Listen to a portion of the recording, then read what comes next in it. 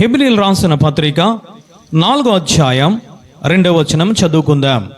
వారికి ప్రకటింపబడినట్లు మనకును సువార్త ప్రకటింపబడిను గాని వారు వినిన వారితో అండర్లైన్ చేసుకోండి. వారు వినిన వారితో విశ్వాసము గలవారై కలిసి ఉండలేదు గనుక విన్న వాక్యము వారికి నిష్ప్రయోజనము అయినది. వాక్యము ఎలాంటిదయ్యా అని అంటే అపోస్తలుడైన పౌలు గారు అంటున్నారు, ఇది 2 అంచులు గల ఖడ్గము అని మాట్లాడుతున్నారు. పేతురు గారు అంటున్నారు, అయ్యా నీ మాటలు జీవము గల మాటలు అంటున్నారు. దావీదు గారు అంటున్నారు, అయ్యా నీ మాటలు వెండి అంత పవిత్రమైనది అంటున్నారు. దేవుడు అంటున్నారు, నేనే సత్యము జీవము మార్గము అని అంటున్నారు. స్టెఫన్ గారు అంటున్నారు, ఇవి జీవము గల మాటలు, జీవ వాక్యం అని మాట్లాడుతున్నారు. హల్లెలూయా. అంటే వాక్యము నీలో ఉండాలి. ఈరోజు మనం వింటూ ఉన్నాము, కానీ వాక్యం మన జీవితంలో ఉండడం లేదు. ఎవరో ఏదో తిడుతూ ఉంటే, నేను దూషిస్తూ ఉంటే ఆ మాటలు నీకు జ్ఞాపకం ఉంటూ ఉన్నాయి, కానీ వాక్యం నీకు జ్ఞాపకం ఉండడం లేదు. వాక్యాన్ని గ్రహించలేకపోతున్నావు. గ్రహించిన ఒక 2 రోజులు మాత్రమే నీలో ఉంటుంది, తర్వాత బయటకు వెళ్ళిపోతుంది. ఎందుకు బయటకు వెళ్ళిపోతుంది? కారణాలు దేవాది దేవుడు చూపిస్తూ ఉన్నారు. ఒకటి ఏమిటనంటే, నువ్వు చీకటిలో నడవడం వల్ల వాక్యము నీలో ఉండదు. రెండవదిగా, నీవు వాక్యము నీకు ఎరిగినప్పుడు, వాక్యము నీకు తెలిసినప్పుడు, ఆ వాక్యములో ఉన్న నీ పాప జీవితాన్ని ఒప్పుకుంటే వాక్యము నీలోనికి వస్తుంది. కప్పుకొని తిరిగితే వాక్యము నీ జీవితంలోనికి రాదు. అది ఈ 2 కారణాల కోసము దేవాది దేవుడు గత వారంలో మాట్లాడారు. ఎందుకు వాక్యము విశ్వాసులు ఉండడం లేదు? ఎందుకు వాక్యము ఆ యొక్క సంఘ సభ్యులలో ఉండడం లేదు? ఎందుకు వాక్యము ఆత్మీయ జీవితంలో ఉండడం లేదు? 3వ కారణాన్ని ఆయన మాట్లాడుతున్నారు. ఏమిటి ఈ కారణం అయ్యానంటే, వారికి ప్రకటింపబడినట్లు మనకును సువార్త ప్రకటింపబడిను గాని వారు వినిన వారితో విశ్వాసము గలవారై కలిసి ఉండలేదు గనక విన్న వాక్యము వారిలోనికి నిష్ప్రయోజనం అయిపోయింది. అంటే నీవు ఎవరితో కలిసి ఉంటే వాక్యము నీలో ఉంటుందో, ఎవరితో కలిసి ఉంటే వాక్యము నీలో ఉండదో ఆయన మాట్లాడుతున్నారు. అందరూ వాక్యం వింటూ ఉన్నారు. కొంతమంది 30 అంతులుగా, 60 అంతులుగా, 100 అంతులుగా ఫలిస్తూ ఉన్నారు. కొంతమంది ఫలించలేకుండా ఉంటూ ఉన్నారు. 3 బారి జీవితంలో ఉంటున్నారు. గల కారణము, 3వ కారణం ఏమిటనంటే, వాక్యము విన్న వారితో కలిసి ఉండకపోతే నువ్వు ఎన్ని గంటలు వాక్యము విన్నా అది నీ జీవితంలో, నీ కుటుంబంలో ఉండదు. ఈరోజు నువ్వు ఎవరితో ఉంటున్నావు? నీకు నువ్వు బ్రేసును వేసుకో. అంటే వాక్యం అందరూ వింటూ ఉన్నారు, కానీ కొంతమంది విడిచిపెడుతున్నారు. విడిచిపెట్టిన వారితో నువ్వు కలిసి ఉంటే వాక్యం నీ జీవితంలో ఉండదు. వాక్యము కొంతమంది వింటూ ఉన్నారు, వాక్యానుసారంగా జీవిస్తున్నారు, వారితో ఉంటేనే మాత్రము నీ జీవితంలో వాక్యం ఉంటుందని మాట్లాడుతున్నారు. హల్లెలూయా. ఈరోజు ఎవరితో ఉంటూ ఉన్నావు? ఎవరితో ఉండగలుగుతున్నావు? విశ్వాసం అని మాట్లాడుతున్నారు. ఈ విశ్వాసము కోసము, ఈ విశ్వాసి కోసము పేతురు గారు అంటూ ఉన్నారు, మీలో వాక్యము ఉండాలయ్యానంటే ఈ మూర్ఖ తరము వారికి వేరై ఉండాలని మాట్లాడుతున్నారు. చప్పట్లు కొట్టి దేవాది దేవుని స్తుతిద్దాం. హల్లెలూయా. అంటే పేతురు గారు మాటల్లో పరిశుద్ధాత్మ దేవుడు మాట్లాడుతున్నారు, వాక్యము నీలో ఉండాలంటే మూర్ఖ తరమునకు వేరై ఉండాలి. హల్లెలూయా. అపోస్తలుడైన పౌలు గారు ఇక్కడ మాట్లాడుతున్నారు ఏమిటనంటే, మీరు విశ్వాసము గల వారితోనే మీరు కలిసి ఉండండి అని మాట్లాడుతున్నారు. హల్లెలూయా. దేవుడు అంటూ ఉన్నారు, నేను ఈ లోకాన్ని జయించాను కాబట్టి మీరు నాతోనే ఉండండి. బోయాజు మాట్లాడుతున్నాడు రూతుతో, నీవు ఈ పొలములోనే నిలకడగా ఉండు. హల్లెలూయా. అంటే కలిసి ఉండడం కోసము ఆయన అనేక సందర్భాలలో ప్రవక్తల ద్వారా మాట్లాడుతున్నారు. ఈరోజు ఎవరితో నువ్వు ఉంటున్నావు? ఎవరితో సహవాసం చేస్తున్నావు? ఎవరితో కలిసి నీవు జీవిస్తున్నావు? అందుకే కొరింథీ రాసిన పత్రికలో ఆయన అపోస్తలుడైన పౌలు గారు అంటూ ఉన్నారు, అవిశ్వాసతో విజ్జోడిగా ఉండొద్దు. అవిశ్వాసిగా విచ్చోడుగా ఉంటే ఏం జరుగుతుంది అంటే, మొదట దేవుని వాక్యము నీలో ఉండదు. దేవుని వాక్యము లేకపోతే ఏమి వస్తాయనంటే, లోకము నీలోనికి వస్తుంది. విచ్చోడు అనంటే, ఒక పొలమును దున్నాలనంటే 2 ఎద్దులు కావాలి. ఈ 2 ఎద్దులు, ఒక ఎద్దు అవిశ్వాసము అంటే ఒక గాడిద, ఒక ఎద్దు విశ్వాసము గలది అంటే ఎద్దు అని అనుకుంటే, ఒక గాడిదకు ఎద్దుకు జత కట్టకూడదు. ఎద్దు చేసేది ఏమిటంటే ముందుకు లాక్కి వెళ్తుంది. ఈ గాడిద చేసేది ఏమిటో తెలుసా? భారము మోయడానికే దాన్ని ఉపయోగిస్తారు. అది వెనక్కి లాగుతుంది, లేదా అక్కడ నిలబడిపోతుంది. అంటే నీవు ఎవరితో ఉండాలి అనంటే, నీవు విశ్వాసము గలవారితోనూ ఉంటే నీ జీవితంలో వాక్యం అనేది నెరవేర్చబడుతుంది. ఈరోజు ఎవరితో ఉండగలుగుతున్నాం? విశ్వాసునని చెప్పి అవిశ్వాసతో ఉంటే నీ జీవితంలో ఆశీర్వాదం లేదో, వాక్యము లేదో, నీకు దేవుని నుండి ఏమి నువ్వు పొందుకోలేవు. వాక్యము నీ జీవితంలో ఉంటే ఆశీర్వాదం, వాక్యము నీ జీవితంలో ఉంటే నీకు దీవెన, వాక్యము నీ జీవితంలో ఉంటే దేవుని ఆశ్చర్య కార్యములు చూస్తావు, వాక్యము నీ జీవితంలో ఉంటే అద్భుత కార్యములు చూస్తావు. వాక్యము నీలో ఉంటే 2వ రాకడలో నీవు ఎత్తబడతావు. ఎందుకు వాక్యం మన జీవితంలో ఉండడం లేదు? వాక్యాన్ని చదువుతున్నాం, ధ్యానిస్తున్నాం, శుక్రవారం వింటున్నాము, ఆదివారం వింటున్నాం, యూట్యూబ్లో చూస్తున్నాం, అనేక సభల్లో మనం వెళ్తూ ఉన్నాం. ఎందుకు వాక్యము ఉండలేకపోతుంది అని అంటే, నీ సహవాసము మీద ఆధారపడి ఉంది. ఎవరితో సహవాసం మనము చేస్తూ ఉన్నాము తల్లి? విశ్వాసి అని మాట్లాడుతున్నారు. అయినా అంటే ఒక విశ్వాసి ఎవరితో సహవాసము కలిగి ఉండాలంటే, విశ్వాసితోనే సహవాసము కలిగి ఉండాలి. హల్లెలూయా. అవిశ్వాసితో నీవు విచ్చోడుగా నీవు ఉండొద్దు. ఈరోజు ఉంటున్నామా? అందుకే నువ్వు పొందుకున్న ఆత్మ, నువ్వు పొందుకున్న బలం, నువ్వు పొందుకున్న శక్తి 0 అయిపోతుంది. మిగిలిపోతున్నాం. రిక్త హస్తాలతో నయోమి నిలబడినట్లు నిలబడిపోతున్నాం. గల కారణం ఏమిటనంటే, నువ్వు విశ్వాసతో సహవాసం ఉండడం లేదు. విశ్వాసం అంటే ఎవరో నీకు తెలియాలి. విశ్వాసం అంటే నేను అనుకుంటూ ఉన్నాను, ఆయన రక్తధారలో కడగబడ్డాను కాబట్టి నేనేమి చెప్పుకుంటున్నానంటే, నేను విశ్వాసిని, నేను ఒక క్రైస్తవుని, నేను బాప్తిసము తీసుకున్నానని చెప్తున్నాం. నిజమే. అసలు విశ్వాసం అంటే ఎవరితో కలిసి ఉంటే దేవుని వాక్యం నీలోనికి వస్తుంది? ఎవరితో కలిసి ఉంటే ఆయన నీలోనికి వస్తారయ్యానంటే, మొట్టమొదటి చూద్దాం విశ్వాసం అంటే ఎవరో ఆయన మాట్లాడుతున్నారు. రోమీయులకు రాసిన పత్రిక 10వ అధ్యాయం 17వ వచనం చదువుకుందాం. కాగా వినుట వలన విశ్వాసము కలుగును, వినుట క్రీస్తుని గూర్చిన మాటల వలన కలుగును. అంటే విశ్వాసము ఎక్కడ నుంచి మొదలవుతుంది? అసలు విశ్వాసం అంటే ఎవరనంటే, క్రీస్తును కోసము వినేవాడే విశ్వాసి. హల్లెలూయా. క్రీస్తు కోసము నువ్వు వినాలి. ప్రతిదీ ఇది వినడానికి ఇల్లేదు. లోకపు మాటలు, లోకపు మనుషులు మాటలు వింటే నీవు విశ్వాసవి కాదు, అవిశ్వాసంలోనికి వెళ్ళిపోతావు. అంటే నువ్వు ఎవరి కోసం వినాలి అని అంటే, క్రీస్తు కోసము మాత్రమే వినాలి. హల్లెలూయా. అందుకే అపోస్తలుడైన పౌలు గారు అనేక సందర్భాలలో, నేను నా కోసము చెప్పుకోవడం లేదు, నేను ఎవరి కోసము చెప్తున్నానంటే, సిలువ వేయబడిన క్రీస్తు కోసమే ప్రకటిస్తున్నానని మాట్లాడుతున్నారు. హల్లెలూయా. ఎవరి కోసం వింటున్నావు? మనం అనుకుంటాము, నేను వాక్యం విన్నాను, బాప్తిసం తీసుకున్నాను, నా పని అయిపోయింది అనుకుంటున్నావు. నేను వాక్యం నాకు అవసరం లేదు, సంఘం నాకు అవసరం లేదు, బైబిల్ గ్రంథం నాకు అవసరం లేదు అనుకుంటున్నావు. కానీ నీవు వినేది ఎప్పుడు వరకు వినేది తెలుసా? నీవు కానానులోనికి వెళ్ళే వరకు వినాలి. హల్లెలూయా. కానానులోనికి వెళ్ళిన తర్వాత కూడా నువ్వు వినేది ఏమిటో తెలుసా? దేవుని వాక్యం. యెహోషువ అదే మాట్లాడుతున్నాడు. ఏమిటో తెలుసా? ఇదిగో నేను కానాన్లోనికి వెళ్ళాను, మీ ఇష్టం ఎవరి మాట వింటారో, వేరిని పూజిస్తారో పూజించుకోండి, మాత్రము నేను మాత్రము యెహోవాను మాత్రమే సేవిస్తాము. చప్పట్లు కొట్టి దేవాది దేవుని స్తుతిద్దాం. అంటే నీవు రక్షింపబడిన మొదలుకొని ఆయన వాక్యము ఎప్పుడు వరకు వినాలో తెలుసా?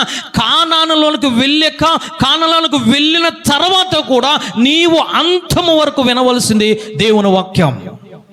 ఈ అంతము వరకు వినేవాడిని ఏమంటారనంటే విశ్వాసి అంటారు.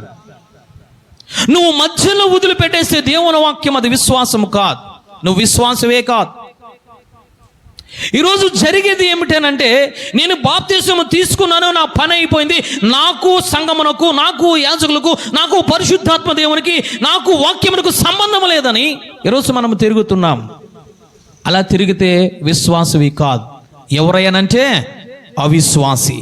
అందుకే లేఖనము సెలవిస్తున్నారు, హెబ్రీ సంఘము కోసం మాట్లాడుతున్నారు. హెబ్రీ సంఘములో విశ్వాసులు ఉంటున్నారు, అవిశ్వాసులు ఉంటున్నారు. ఆ విశ్వాసుల కోసము దేవుడు మాట్లాడుతున్నారు. ఏమో తెలుసా, నేను విత్తబడే దేవుని వాక్యము మీలో ఉండాలనంటే మీరు ఎవరితో కలిసి ఉండాలో తెలుసా?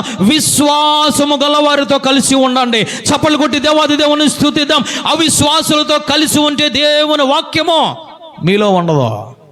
వాక్యం లేకపోతే ఏమవుతుందంటే లోకం వస్తుంది. ఈరోజు ఎవరితో కలిసి ఉంటున్నావు నువ్వు? విశ్వాసం అని పేరు చెప్పుకొని గొర్రె చర్మము కప్పుకొని తోడేల మధ్యన ఉంటున్నావా?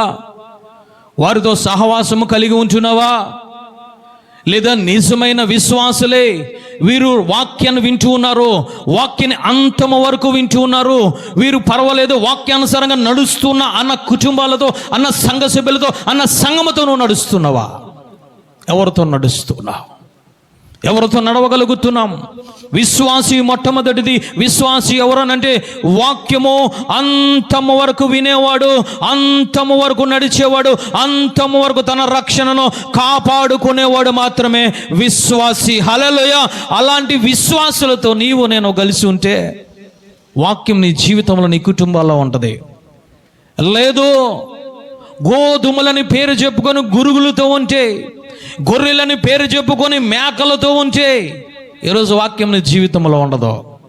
నయోమి ఏమి చేసింది అనంటే, ఆమెకు ఒక మాట వినబడింది. ఏమిటనంటే, బెత్లెహేములో కరువు వచ్చింది అన్న మాట వినబడింది.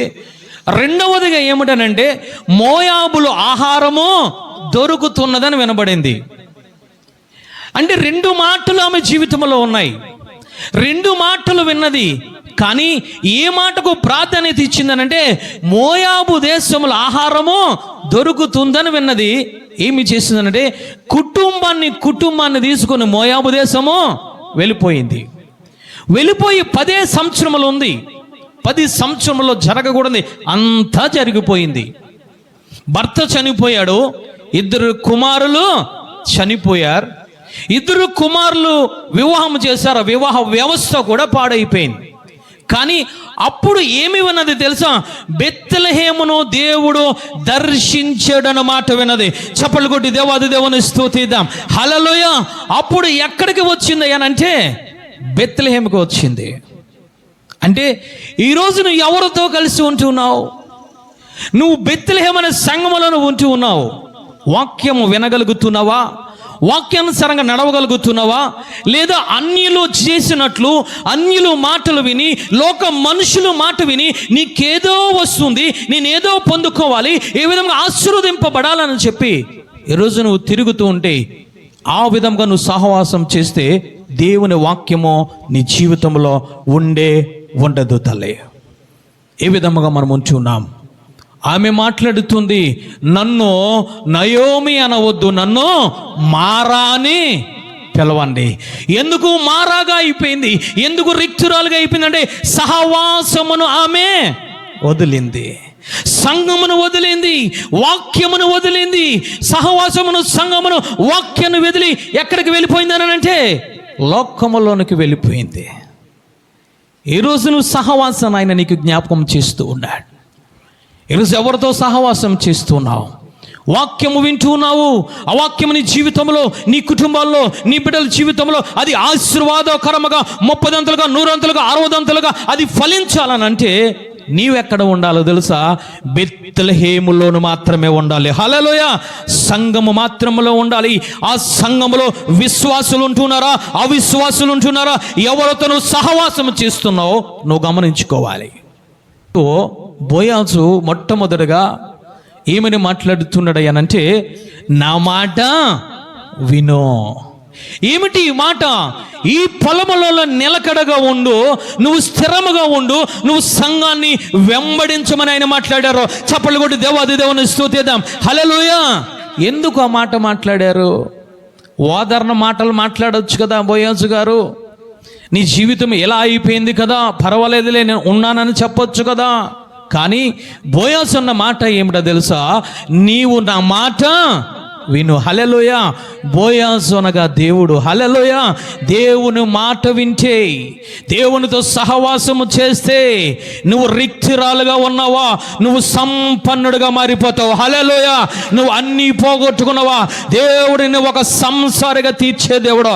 చప్పట్లు కొట్టి దేవాది దేవుని స్తుతిద్దాం. హల్లెలూయా. సహవాసము కోల్పోయావా, జాగ్రత్త, జీవితాన్ని కోల్పోతావు. ఎవరితో ఉంటున్నావు? ఆమె కోసము ఒకసారి చూద్దాం. చూడండి తల్లి, 2వ అధ్యాయం 8వ వచనం. 2వ అధ్యాయం 8వ వచనం. అందుకు బోయాజు రూతుతో నా కుమారి నా మాట వినుము, వేరొక పొలములో ఏరుకొనుటకు పోవద్దు, దీనిని విడిచి పోవద్దు. హల్లెలూయా. ఈరోజు ఎవరిని విడిచిపోతున్నావు నువ్వు? రక్షణ కలిగిన బిడ్డలను విడిచి వెళ్ళిపోతున్నావా? అంతము వరకు తన రక్షణను కాపాడుకున్న పరిశుద్ధులను విడిచి వెళ్ళిపోతున్నావా? బోయాజు అయిన దేవాతి దేవుని సంఘమును విడిచి వెళ్ళిపోతున్నావా? ఈరోజు వెళ్ళిపోయింది ఆ యొక్క నయోమి, రిక్తురాలైపోయింది. దీనిని గ్రహించాడు బోయాజు ఏమంటున్నారంటే, నీవు నిలకడగా ఉండు. హల్లెలూయా. నువ్వు సహవాసము కలిగి ఉండు, వాక్యము విన్న వారితో సహవాసము కలిగి ఉండు, వాక్యము కోసం శ్రమ పడుతున్న వారితో సహవాసము కలిగి ఉండు. వాక్యముతో ఇదిగో దంచుకొని, ఇదిగో తను అభివృద్ధి చెందుతూ శక్తి పొందుకున్న ఆ పని వారి దగ్గర నువ్వు నిలకడగా ఉండని మాట్లాడుతున్నారు. చప్పట్లు కొట్టి దేవాది దేవుని స్తుతిద్దాం. హల్లెలూయా. ఈరోజు ఎవరితో ఉంటున్నావు? ఎవరితో ఉండగలుగుతున్నావు? అన్యాచారాలు ఆచరించే బిడ్డలతోనా? శరీరాస, నేత్రాస, జీవబండమ్మమును ఆధారము చేసుకొని శరీరానుసారంగా జీవించే మనుషులతో ఉంటున్నావా? లేదా పరమ బోయాజు అయిన యేసయ్య సంఘముతో ఉంటున్నావా? గమనించుకో.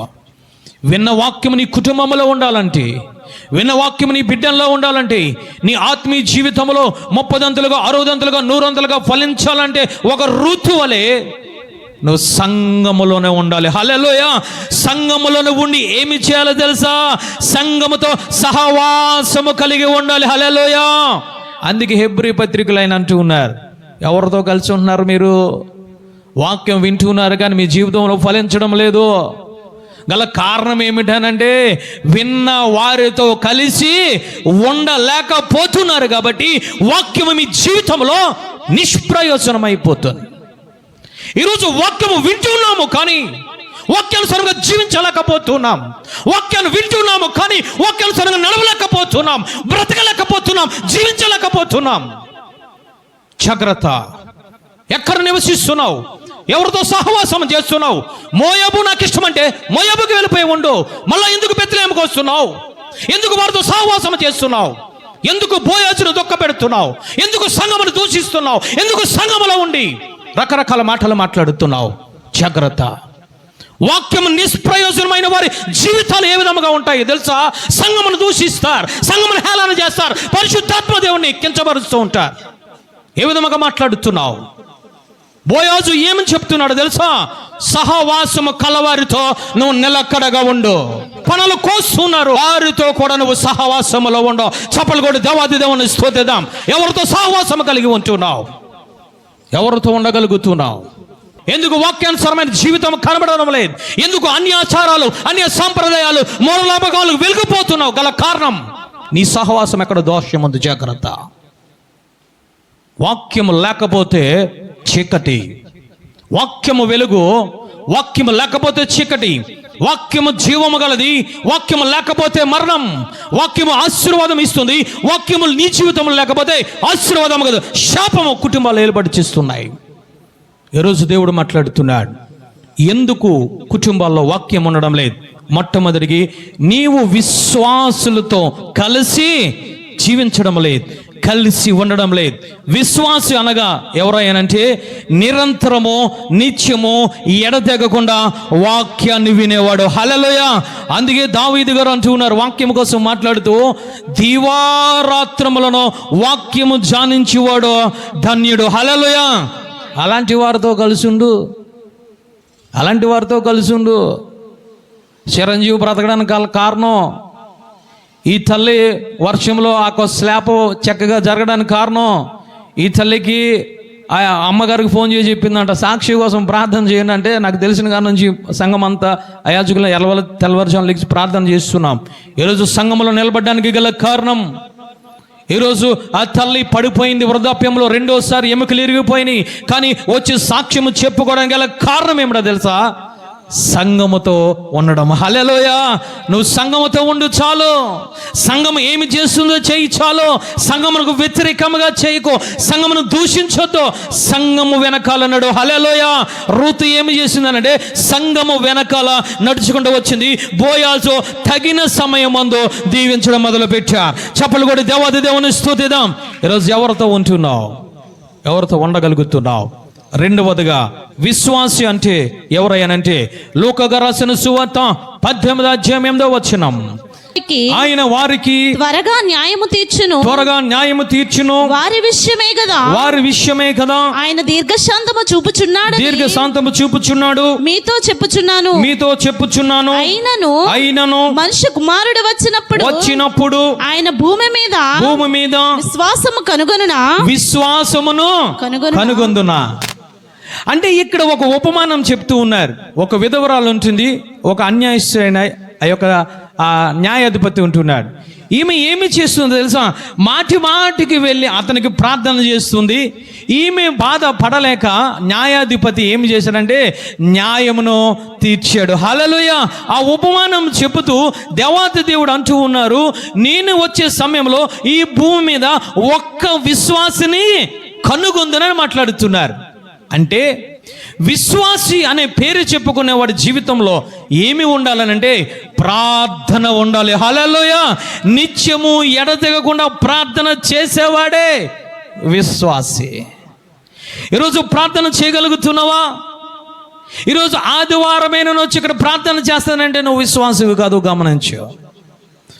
అందుకే 18వ అధ్యాయం 1వ వచనంలో ఎడతెగక నిత్యము ఎల్లప్పుడూ ప్రార్థన చేసేవాడే విశ్వాసి. చప్పలు కొట్టి దేవాది దేవుని స్తుతిద్దాం. హల్లెలూయా. బాప్తిసం తీసేసుకొని వాక్యం చదవడం వాడు విశ్వాసి కాదు. బాప్తిసం తీసేసుకొని ప్రార్థన చేయని వాడు విశ్వాసి కాదు. విశ్వాసి అంటే ఎవరనంటే ఎల్లప్పుడూ నిత్యము వాక్యాన్ని ధ్యానించేవాడు, వాక్యాన్ని వినేవాడు, ఎల్లప్పుడూ ప్రార్థన చేసేవాడు మాత్రమే విశ్వాసి. చప్పలు కూడా దేవాది దేవుని స్తుతిద్దాం. ప్రార్థన చేస్తున్నావా? ప్రార్థన చేసేవారితో ఉంటున్నావా? ప్రార్థన చేసే గుంపులో ఉంటున్నావా? ప్రార్థన చేసేవారితో సహవాసములు ఉంటున్నావా? ఎందుకు వాక్యము నీ జీవితంలో నిష్ప్రయోజనం అయిపోతుందనంటే విశ్వాసితో నీవు సహవాసము లేవు. ఎవరు విశ్వాసి? వాక్యమును ఎరిగినవాడు, వాక్యాన్ని ధ్యానించేవాడు. రెండవదిగా ఎవరు విశ్వాసి అంటే ఎల్లప్పుడూ నిత్యము ఎడతెగకుండా కన్నీరు కార్చేవాడు, ఉపవాసం ఉండేవాడు. చప్పలు కొట్టి దేవాది దేవుని స్తుతిద్దాం. ఎవరితో నీ సహవాసం? వీడు ప్రార్థన చేయుడు, వాక్యాన్ని వంకలు పెడుతూ ఉంటాడు. వీడు ప్రార్థన మానేస్తాడో ఆడిని కూడా ప్రార్థన మానిపించేస్తూ ఉంటాడు. ఇలాంటితో సహవాసం చేస్తే ఆడెవడంటే అవిశ్వాసి. ప్రార్థన లేనివాడు అవిశ్వాసి. ఈరోజు ప్రార్థన జీవితం నీకుందా? దేవుడు మాట్లాడుతున్నారు, నేను రెండవ రాకడ వచ్చేటప్పుడు ఒక్క విశ్వాసిని కనుగొందనంటే ఒక్క ప్రార్థన పరుణ్ణి నేను కనుగొంటానా? ఈరోజు ప్రార్థన ఉందా? కష్టం వచ్చినప్పుడే ప్రార్థన, బాధ వచ్చినప్పుడే ప్రార్థన, శ్రమ వచ్చినప్పుడే ప్రార్థన, డబ్బులు లేనప్పుడే ప్రార్థన, ఆరోగ్యం లేనప్పుడే ప్రార్థన కాదు. యోబు గారు అంటున్నారు, నేను నిత్యము అరుణోదయం లేచి ప్రార్థన చేస్తున్నాను. హల్లెలూయా. ఆయన విశ్వాసి. అలాంటి యోబు గారి కుటుంబాలతో నువ్వు సహవాసము కలిగి ఉంటే నీ జీవితంలో ఆశీర్వాదం వస్తుంది. హల్లెలూయా. నిత్యము ఎల్లప్పుడూ ప్రార్థన చేసేవారే దేవుని దృష్టిలో విశ్వాసే. చప్పలు కొట్టి దేవాది దేవుని స్తుతిద్దాం. 2వ సమూయేలు గ్రంథము 11వ అధ్యాయం 1వ వచనం చదువుకుందాం. వసంత కాలమున రాజుల యుద్ధమునకు బయలుదేరు సమయమున దావీదు యోవాబును అతని వారిని ఇశ్రాయేలీయులందరినీ పంపగా వారు అమ్మోనీయులను సంహరించి రబ్బా పట్టణమును ముట్టడి వేసి అయితే దావీదు యెరూషలేమునందు నిలిచెను. ఎక్కడ ఉండిపోయాడు ఈయన అంటే యెరూషలేములో నిలిచిపోయాడు. ఎక్కడికి వెళ్ళాలనంటే రబ్బా పట్టణమును ముట్టడి వేయడానికి వెళ్ళాలి, అంటే యుద్ధము చేయడానికి వెళ్ళాలి, అమ్మోనీయులను జయించడానికి వెళ్ళాలి. అది ఏ కాలం అనంటే వసంత కాలము. హల్లెలూయా. రక్షింపబడ్డావు అనంటే అది వసంత కాలము. నీ జీవితంలో నువ్వు ఏమి ఇచ్చాలంటే నువ్వు 30 60 100 ఫలించాలనంటే ఒకటి వాక్యము, రెండవదిగా ప్రార్థన ఉండాలి. చప్పలు కొట్టి దేవాది దేవుని స్తుతిద్దాం. ఇక్కడ ఈ దావీదు ఏమి చేస్తూ ఉన్నాడంటే యుద్ధానికి పంపించాడు కానీ యుద్ధానికి వెళ్ళకుండా ఇంటిగాడ ఆగిపోయాడు. దావీదు గారు అంటున్నారయ్యా, సాయంకాలము నేను ప్రార్థన చేయట, 2 చేతులు ఎత్తుట నీకు నైవేద్యమని మాట్లాడుతున్నారు. అంటే దావీదు గారు ఏమి చేస్తున్నారు సాయంకాలం అని అంటే ప్రార్థన చేస్తూ ఉన్నాడు. ప్రార్థన చేయడం మానివేసి ఇంటి దగ్గర ఉండిపోయాడు. ఇంటి దగ్గర ఉండి మోకరిస్తున్నాడా? లేదు, పడుకొని ఉన్నాడు. ఏ కాలం అది? వసంతకాలం. వసంతకాలం అంటే ఏమిటో తెలుసా? నువ్వు ఎప్పుడైతే రక్తదారిలో కడబడ్డావో, ఎప్పుడైతే వాక్యాన్ని వింటున్నావో, నువ్వు ఏమి చేయాలో తెలుసా? నువ్వు ప్రార్థన చేయాలి. చప్పలు కొట్టి దేవాది దేవుని స్తుతిద్దాం. నువ్వు ప్రార్థన చేయకుండా, యుద్ధము చేయకుండా, నీ పడక వదలకుండా ఉంటే విశ్వాసివి కాదు. ఇక్కడ ఇతను ఏమి చేస్తూ ఉన్నాడయ్యానంటే యుద్ధానికి వెళ్లకుండా ఆగిపోయాడు. ఈరోజు పాత నిబంధన గ్రంథంలో యుద్ధం అంటే కత్తులతో చేసేవారు, ఖడ్గాలతో చేసేవారు. కొత్త నిబంధన గ్రంథములు నువ్వు దేనితో చేయాలో తెలుసా? ప్రార్థనతో చేయాలి. చప్పలు కొట్టి దేవాది దేవుని స్తుతిద్దాం. నీకు కత్తులు అవసరం లేదు నాన్న, నీ నోటి మాటే 2 అంచులు గల ఖడ్గము. హల్లెలూయా. వాక్యాన్ని ఎత్తిపట్టి చెయ్యి. ఎందుకు మానేస్తున్నావు ప్రార్థన? నువ్వు యుద్ధ వీరుడవు. వసంతకాలం నువ్వు యుద్ధము చేసేవారితో ఉండాలి, నువ్వు ప్రార్థన పరుతో ఉండాలి. కానీ ప్రార్థన మానివేసి లోకముతో స్నేహం చేసేవారితో ఎందుకు సహవాసము చేస్తున్నావు? ఆ విధముగా ప్రార్థన చేసేవారితో నువ్వు సహవాసము లేకుండా, ప్రార్థనను మానివేసిన వారితో నువ్వు సహవాసము చేస్తే వాక్యము నీ జీవితంలో ఉండదని ఈరోజు పరిశుద్ధాత్మ దేవుడు మాట్లాడుతున్నాడు. ఎందుకు సహవాసం చేస్తున్నావు? ఎవరితో సహవాసం చేస్తున్నావు? దావీదు గారు యుద్ధము చేయకుండా ఏమి చేస్తున్నాడు తెలుసా? పడక మీద పరుండి మిద్ది మీదకి తిరుగుతూ ఉన్నాడు. ఏమి జరిగిందో తెలుసా? పాపములో పడిపోయాడు. అతని జీవితంలో వాక్యము లేదు, అతని జీవితంలో రక్షణ లేదు, అతని జీవితంలో ఆత్మ లేదు, అతని జీవితంలో దేవుని సన్నిధి దూరం అయిపోయింది. ఎవరితో సహవాసం కలిగి ఉంటున్నావు? యుద్ధము చేసేవారితో సహవాసం కలిగి ఉంటున్నావా? ప్రార్థన చేసేవారితో సహవాసం కలిగి ఉంటున్నావా? కన్నీరు కార్చేవారితో సహవాసం, జాగరములు చేసేవారితో సహవాసం కలిగి ఉంటున్నావా? ప్రార్థన విడిచి తిరిగే వారితో సహవాసం కలిగి ఉంటున్నావా? ఏమి జరిగింది? దావీదు గారి కోసం దేవుడు మాట్లాడుతున్నాడు. ఏమిటనంటే దావీదు ఎలుగుబంటిని జయించాడు, దావీదు సింహాన్ని జయించాడు, దావీదు గొల్యాతుని కూడా జయించాడు. దావీదు పేరు చెప్పితే చుట్టుపక్కల రాజ్యాలలో గుండె పగిలి చచ్చిపోయేంత భయం.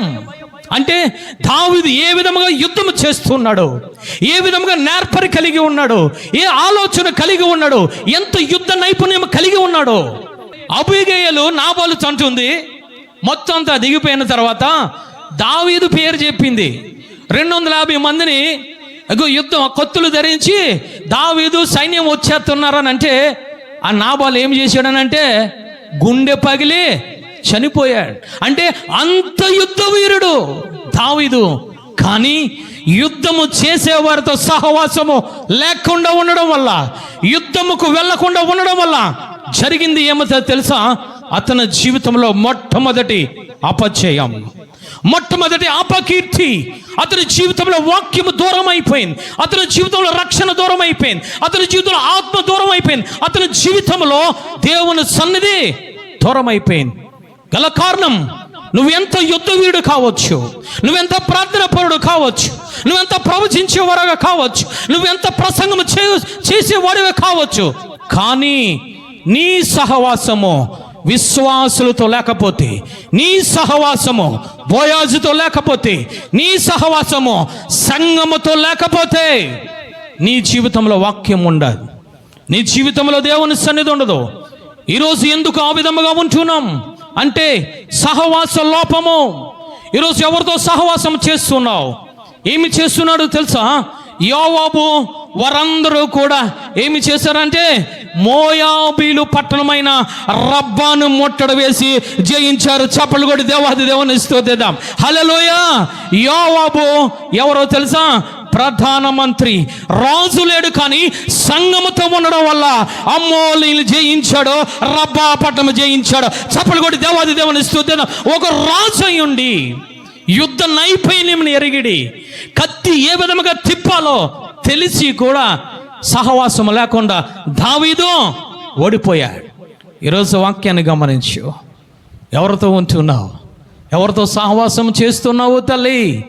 దేవుడు ఈరోజు నీతో నాతో మాట్లాడుతున్నాడు. హెబ్రీ పత్రికలు ఆయన మాట్లాడుతున్నారు. విశ్వాసితోనే సహవాసము కలిగి ఉండాలి. విశ్వాసి అవిశ్వాసముతో కలిసి ఉండాల. వాక్యము నిష్ప్రయోజనం అయిపోతుంది. ఎవరితో కలిసి ఉంటున్నావు? ఎవరితో కలిసి ఉండగలుగుతున్నావు తల్లి? ఈరోజు దేవుడు మనతో మాట్లాడుతున్నాడు. అందుకే దావీదు గారు అంటూ ఉన్నారు, 51వ దావీదు కీర్తనలో ఆయన చేసే ప్రార్థన ఏమిటో తెలుసా? అయ్యా, నీ సన్నిధి నాకు కావాలి. హల్లెలూయా. సన్నిధి అంటే దేవుని సంఘం, దేవుని యొక్క బిడ్డలు, దేవుని యొక్క యాజకులు, పరిశుద్ధులు, విశ్వాసులు. హల్లెలూయా. నీ సన్నిధి నాకు దయచేయి ప్రభువా. నీ రక్షణానందము నాకు దయచేయి.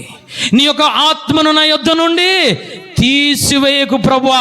చప్పలు కొట్టి దేవాది దేవుని స్తుతిద్దాం. అంటే ఎవరిని సూచిస్తుందో తెలుసా? సంఘమును సూచిస్తుంది. చప్పలు కొట్టి దేవాది దేవుని స్తుతిద్దాం. హల్లెలూయా. ఈరోజు నువ్వు సంఘముతో కలిసి ఉండు, వాక్యమున జీవితంలో ఉంటుంది. దావీదు గారు ఏమంటూ ఉన్నారయ్యానంటే, ఆయన అంటూ ఉన్నారు, ఎవరైనా మందిరములోనికి వెళదామంటే ఇతనికి కలిగేది ఏమిటో తెలుసా? సంతోషము కలుగుతుందంట. చప్పలు కొట్టి దేవాది దేవుని స్తుతిద్దాం. అంటే ఈయన ఎక్కడికి వెళ్ళాలనుకుంటున్నాడంటే సంఘానికి వెళ్ళాలనుకుంటున్నాడు, విశ్వాసులతో కలిసి ఉండాలనుకుంటున్నాడు, ప్రార్థన పరులతో కలిసి ఉండాలనుకుంటున్నాడు, ఆత్మలతో కలిసి ఉండాలనుకుంటున్నాడు. వాక్యం నిష్ప్రయోజనం అయిపోతుంది. కుటుంబాల్లో ఉండడం లేదు అనంటే విశ్వాసి ఇంకొక విశ్వాసితోనే కలిసి జీవించాలి. హల్లెలూయా. కలిసి జీవించకపోతే నిష్ప్రయోజనం అయిపోతుంది. ఎవరు విశ్వాసి? అంతము వరకు వాక్యాన్ని వినిగ్రహించి జీవించేవాడు విశ్వాసి. ఎవరు రెండవదిగా విశ్వాసం అంటే ప్రార్థనని ఎల్లప్పుడూ నిత్యము ప్రార్థన చేసేవాడు విశ్వాసి. చప్పలు కొట్టి దేవాది దేవుని స్తుతిద్దాం. హల్లెలూయా. మూడవదిగా ఎవరు విశ్వాసి? రోమాపత్రికలైన 8వ అధ్యాయం 9వ వచనం చదువు నాన్న. దేవుని ఆత్మ మీలో నివసించుచున్న ఎడల మీరు ఆత్మ స్వభావము గలవారే గాని శరీర స్వభావము గలవారు కారు. ఎవడైనను క్రీస్తు ఆత్మ లేనివాడు అయితే వాడు ఆయన వాడు కాదు. క్రీస్తు ఆత్మ ఎవడిలో లేకపోతే వాడు దేవుని వాడు కాదు. అంటే మూడవదిగా విశ్వాసి అనేవాడు ఎవడో తెలుసా? క్రీస్తు ఆత్మను కలిగి ఉన్నవాడు. చప్పలు కొట్టి దేవాది దేవుని స్తుతిద్దాం. హల్లెలూయా. అండర్లైన్ చేసుకోండి. ఎవడైనా క్రీస్తు ఆత్మ లేనివాడు ఆయన వాడు కాదు. ఎవడైనా అంటే వాడు వాక్యమును నిరంతరము ధ్యానించిన, ఎవడైనా అంటే ప్రార్థన నిత్యము చేస్తున్నా, అంటే వాక్యము నిత్యము ధ్యానిస్తున్నా, ప్రార్థన నిత్యము చేస్తున్నా, ఆత్మ లేనివాడు ఆయన వాడు కాడు అని అంటే ఆయన విశ్వాసి కాదు. వాక్యాన్ని జాగ్రత్తగా గమనించండి. ఎవడైనా నువ్వు నిత్యము ప్రార్థన చేయొచ్చు, నిత్యము వాక్యాన్ని ధ్యానించవచ్చు. ఆత్మ లేకపోతే నీవు ఆయన దృష్టిలో ఆయన వాడవు కాదు. ఆయన వాడు అవ్వాలంటే విశ్వాసిగా ఉండాలి. విశ్వాసి అంటే ఎవరో తెలుసా? ఒకటి, వాక్యమును నిరంతరము ధ్యానించేవాడు. రెండవదిగా నిత్యము ప్రార్థన చేసేవాడు. మూడవదిగా క్రీస్తు ఆత్మను పొందుకున్నవాడు. చప్పలు కొట్టి దేవాది దేవుని స్తుతిద్దాం. ఎవరితో సహవాసం చేస్తున్నావు? క్రీస్తు ఆత్మ లేకుండా దురాత్మలతో సహవాసం చేసేవారితో ఉంటున్నావా? క్రీస్తు ఆత్మ కలవాడని ఏ విధంగా గమనించవచ్చానంటే, వాడేం చేస్తాడనంటే ఈ శరీరమును వాడు జయించి ఉంటాడు. హల్లెలూయా. అందుకే దేవుడు అంటూ ఉన్నారు, దేవుని ఆత్మ చేత ఈ శరీరమును జయించాలి. హల్లెలూయా. ఈరోజు ఆత్మ పొందుకోలేదంటే దేవుని దృష్టిలో నువ్వు నేను విశ్వాసే కాదు. నువ్వు ప్రార్థన చేయొచ్చు, నాకు లెక్క ప్రసంగాలు చేయొచ్చు, పాటలు పాడవచ్చు, రకరకాల పరిచర్యలు కూడా చేయొచ్చు, కానీ ఆత్మ లేనివాడు ఆయనవాడు కాదు. ఆత్మ కలవాడు ఎవడో తెలుసా? విశ్వాసి. హల్లెలూయా. విశ్వాసి అంటే ఒకటి, వాక్యమును ధ్యానించేవాడు. రెండవదిగా నిత్యము ప్రార్థన చేసేవాడు. మూడవదిగా ఆయన క్రీస్తు ఆత్మను పొందుకున్నవాడు. చప్పలు కొట్టి దేవాది దేవుని స్తుతిద్దాం. హల్లెలూయా. ఈ విధముగా మనం ఉంటూ ఉన్నాం. ఒక మనుష్యుడంట ఇల్లంతా వేసుకున్నాడంట, ఎక్కడ వస్తువులు అక్కడ అమర్చేసాడంట, కానీ వాడు ఆత్మను పొందుకోలేదు. ఎంత శుభ్రం చేసేసుకున్నాడంటే అది జీవితంలో పాపం ఏమీ లేదు. ఎక్కడ వస్తువులు అక్కడ అమర్చేసాడంటే వాక్యము ఎక్కడ ఎలాగ ఉండాలో అలాగే జీవించేస్తున్నాడు వాడు, కానీ ఆత్మను పొందుకోలేదంట. ఆత్మ కోసము తెలియదు వాడికి. ఆత్మ అంటే ఏమిటో తెలీదు. ఆత్మ నాలో ఉండాలని అవగాహన లేదు. నేను పరిశుద్ధినే, నేను ప్రార్థన పూర్ణనే, నేను వాక్యానుసారంగా జీవిస్తానంటూ ఉన్నాడు, కానీ అతని జీవితంలో అతని గృహంలో ఏమి లేదనంటే ఆత్మ లేదు. ఒకప్పుడు విధులు వెళ్ళిపోయింది ఒక దురాత్మ అతని జీవితంలోంచి. ఎందుకు వదిలి వెళ్ళిపోయింది అనంటే అతనిలో వాక్యం ఉంది, అతనిలో ప్రార్థన ఉంది కాబట్టి విడిచి వెళ్ళిపోయింది. అది తిరుగుతూ తిరుగుతూ తిరుగుతూ ఉందంట. ప్రపంచం అంతా తిరుగుతుంది. ఈడి దగ్గరికి వచ్చింది. వచ్చి చూస్తే ఈడిల్లు శుభ్రంగానే ఉంది, ఈడిల్లు వాక్యంతోనే నిండి ఉంది, కానీ ఏమి లేదు, ఆత్మ లేదు. ఆత్మ లేని కారణముగా ఆ దురాత్మ, విడిచి వెళ్ళిపోయిన దురాత్మ ఏమి చేసిందంటే వీటికన్నా చెడ్డవైన 7 దురాత్మలు తీసుకొచ్చి ఎవరైతే అలకబడి ఎక్కడ వస్తువులు అక్కడ సమకూర్చి పెట్టుకున్నాడో వాడిలోనికి వెళ్ళిపోయిందంట. ఎందుకు వెళ్ళిపోయింది? ఈడెవరితో సహవాసం లేదు, వీడికి పరిశుద్ధాత్మతో సహవాసం లేదు, పరిశుద్ధాత్మను ఆహ్వానించలేదు, పరిశుద్ధాత్మతో నింపబడతలేదు, పరిశుద్ధాత్మతో ఆ యొక్క తాకబడతలేదు, దినదినము కూడా పరిశుద్ధాత్మ కోసం ప్రార్థన లేదు. వీడు పరిశుద్ధుడే. ఎందుకు వచ్చింది దురాత్మ? ఎందుకు వచ్చిందని అంటే వాక్యం అతని జీవితంలో రాను రాను తగ్గుకుంటూ వచ్చింది. అతని జీవితంలో ఆ ప్రార్థన జీవితము తగ్గుకుంటూ వచ్చింది. అంటే ఈరోజు నువ్వు ఎవరితో సహవాసము కలిగి ఉంటున్నావు? ఈరోజు ఆత్మ లేని బిడ్డలతో సహవాసము కలిగి ఉంటే ఈరోజు వాక్యం నీ జీవితంలో ఉండదు. ఇతను మంచివాడే, ఇల్లు అలుకుకున్నాడు, సామాన్లంతా సర్దుకున్నాడు, కానీ ఆత్మతో సహవాసము లేక కారణముగా ఏమి జరిగిందంటే రాసిన సువార్త 11వ అధ్యాయం 25వ వచనం చూడండి, అతని స్థితి ఏమైపోయిందో ఆయన మాట్లాడుతున్నారు. 11వ అధ్యాయం 26వ వచనం చదువుకుందాం. వెళ్ళి తనకంటే చెడ్డవైన మరి 7 అపవిత్ర ఆత్మలను వెంట పెట్టుకొని వచ్చెను. అవి అందులో ప్రవేశించి అక్కడనే కాపురముండును. అందుచేత ఆ మనుషుని కడపటి స్థితి మొదటి దానికంటే చెడ్డదగునని చెప్పెను. ఎందుకు చెడ్డదైపోయింది ఆ యొక్క మొదటి స్థితి అయ్యానంటే ఆయన మాట్లాడుతున్నారు. ఎందుకు అనంటే సహవాసము లేదు అతనికి. ఈరోజు పరిశుద్ధాత్మతో సహవాసము కలిగి ఉన్నావా? విశ్వాసి అంటే ఆయన మాట్లాడుతున్నారు. విశ్వాసి అంటే ఒకటి వాక్యము ఉండాలి, రెండవదిగా ప్రార్థన ఉండాలి, మూడవదిగా పరిశుద్ధాత్మతో నింపబడుతూ ఉండాలి. హల్లెలూయా. అలాంటి వారు విశ్వాసులు. బాప్తిసము తీసుకున్నారంటే విశ్వాసం అనుకుంటున్నావేమో, కాదు. ఆయన స్పష్టంగా మాట్లాడుతున్నాడు, వాడు ఎవడైనా క్రీస్తు ఆత్మ లేనివాడు నావాడు. ఎవరితో సహవాసం నీ జీవితం? దేమా ఎవరయ్యానంటే అపోస్తలుడైన పౌలు గారితో సమకాలికుడు. హల్లెలూయా. ఆయన అంటూ ఉన్నారు, దేమా నా వలె వాడబడుతున్నాడు, దేమాకు వందనములు చెబుతున్నాను అని మాట్లాడుతున్నారు. కానీ ఈ దేమా పాడైపోయాడని అపోస్తలుడైన పౌలు గారు మాట్లాడుతున్నారు. 2వ తిమోతి రాసిన పత్రిక 4వ అధ్యాయం 10వ వచనము చూద్దాం. దేమా ఇహలోకమును స్నేహించి, అండర్లైన్ చేసుకోండి, ఇహలోకమును స్నేహించి నన్ను విడిచి తెస్సలోనికకు వెళ్ళెను. 4వ అధ్యాయం 9వ వచనం చదవండి. త్వరగా వచ్చుటకు, నా యొద్దకు త్వరగా వచ్చుటకు ప్రయత్నము చేయుము. దేమా ఇహలోకమును స్నేహించి నన్ను విడిచి తెస్సలోనికకు వెళ్ళెను. భ్రష్టుడైపోయాడు దేమా. ఒకప్పుడు విశ్వాసే, ఒకప్పుడు ఆత్మతో నడిపింపబడుతూ ఉన్నాడు. ఒకప్పుడు అపోస్తలుడైన పౌలు గారు ఏ విధముగా ఎంత ఉన్నతమైన స్థానంలో ఉన్నాడో అంతే ఉన్నతమైన స్థానంలో ఉన్నాడు దేమా. కానీ అతని కోసం మాట్లాడుతున్నాడు. అతను లోకములో కలిసిపోయాడు, లోకములో భ్రష్టుడైపోయాడు, అతనిలో విశ్వాసము లేదు. గల కారణమును అపోస్తలుడైన పౌలు గారు అంటున్నారు, నన్ను విడిచి లోకములోనికి వెళ్ళిపోయాడు. అండర్లైన్ చేసుకోండి, నన్ను విడిచి లోకములోనికి వెళ్ళిపోయి లోకమును స్నేహించాడు అని మాట్లాడుతున్నాడు. అంటే ఎందుకు దేమా పాడైపోయాడనంటే విశ్వాసతో కలిసి ఉండలేకపోవడం వల్ల, ప్రార్థనా పరులతో కలిసి ఉండలేకపోవడం వల్ల, వాక్యమును ఎరిగిన వారితో కలిసి ఉండలేకపోవడం వల్ల, ఆత్మను పొందుకున్న వారితో కలిసి ఉండలేకపోవడం వల్ల అతను లోకానికి వెళ్ళిపోయాడు. ఎందుకు చెడిపోయాడు? అపోస్తలుడైన పౌలు గారు అంటున్నారు, నన్ను విడిచి లోకమును స్నేహించాడు. ఎవరు అపోస్తలుడైన పౌలు గారు?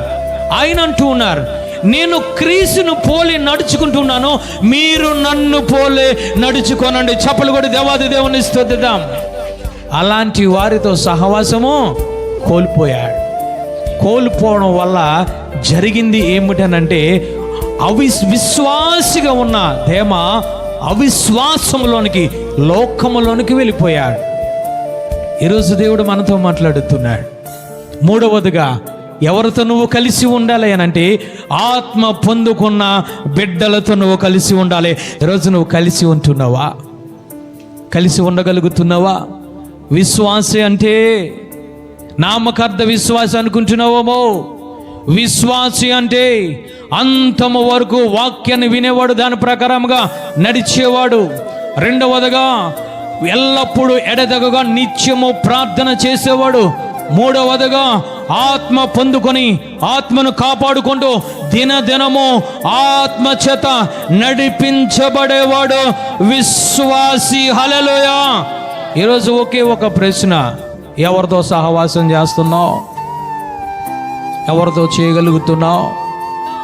ఆ కొరింథీ పత్రికలు ఆయన అంటూ ఉన్నారు, ప్రభు బల ఇచ్చేటప్పుడు అపోస్తలుడైన పౌలు గారు అంటూ ఉన్నారు, ఈయన ప్రభు బలను తీసుకొని కృతజ్ఞతాస్తుతులు చెల్లిస్తూ జ్ఞాపకము చేసుకోనండి. జ్ఞాపకము చేసుకోండి, నన్ను జ్ఞాపకము చేసుకొని అప్పుడు ఈ ప్రభు బలను మీరు సేవించండి అని చెబుతూ మీకు మీరు పరిశీలించుకోండి, మీకు మీరు పరిశోధించుకోండి. ఏమి జ్ఞాపకము చేసుకోవాలి, ఏమి పరిశీలించుకోవాలని అంటే హెబ్రీ పత్రికలో మాట్లాడుతున్నారు.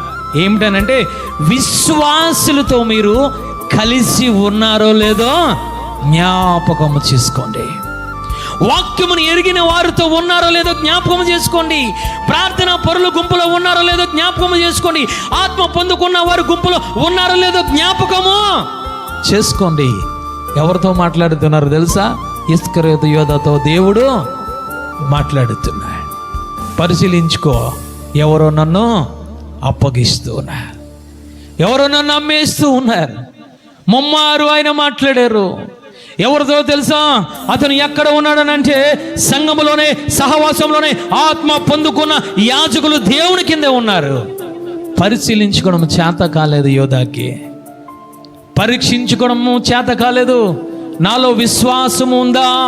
నేను విశ్వాసులతోనే సహవాసము కలిగి ఉంటున్నానా? ప్రార్థన పరులతోనే ఉంటున్నానా? వాక్యం ఎరిగిన బిడ్డలతోనే ఉంటున్నానా?